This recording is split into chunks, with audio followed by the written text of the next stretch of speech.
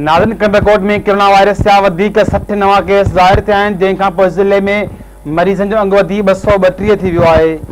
वधीक तफ़सील ॿुधाइण लाइ असां सां टेलीफोन लाइन ते मौजूदु आहे मेहरान टीवी जो रिपोर्टर गुलाम रसूल मीरानी।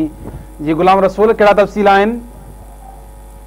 बिल्कुल ही कंदरकोट में कोरोना वायरस जा जेके 60 केस आहिनि उहे ज़ाहिर थिया आहिनि। हिन वक़्तु जेको आहे त अंग वधी जेको आहे 234 जेको आहे उहो थी वियो आहे।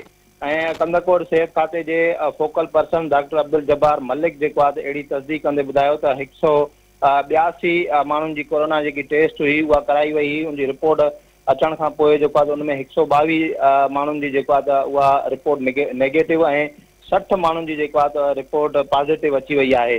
ऐं पॉज़िटिव आयल जेके मरीज़नि जो जेको तालुक़ु आहे उहो कंदरकोट, कंगवानी ऐं कश्मीर सां जेको आहे उहो आहे। ऐं उन्हनि खे जेको आहे उन्हनि मरीज़नि खे डॉक्टर जो चवणु आहे त उन्हनि मरीज़नि खे पंहिंजे घरनि में जेको आहे उहो आइसोलेट कयो वियो आहे।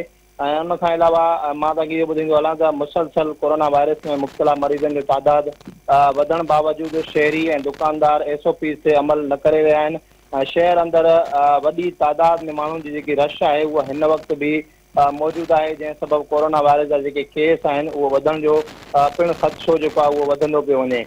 हिन वक़्तु जेको आहे त कंदरकोट में 234 जेके केस आहिनि, जेके टोटल तादाद जेको आहे उहो थी आहे। उनमें डॉक्टर फोकल पर्सन आहे डॉक्टर अब्दुल जब्बार मलिक, उनजो चवणु हुयो त 234 मां 27 माण्हू जेके आहिनि उहे सिहतयाब थी चुका आहिनि, जॾहिं त पूरे ज़िले अंदरि जेको आहे कोरोना वायरस सबबु जेको आहे त 5 जेके माण्हू आहिनि, जंहिंमें सिविल अस्पताल जो डॉक्टर आहे उन समेत 5 ॼणा जेके आहिनि उहे हयातियूं जेके आहिनि उहे विञाए वेठा आहिनि। हिन वक़्तु जेको कोरोना वायरस जे मरीज़नि जो जेको तादाद आहे उहो मुसलसल वधंदो पियो वञे।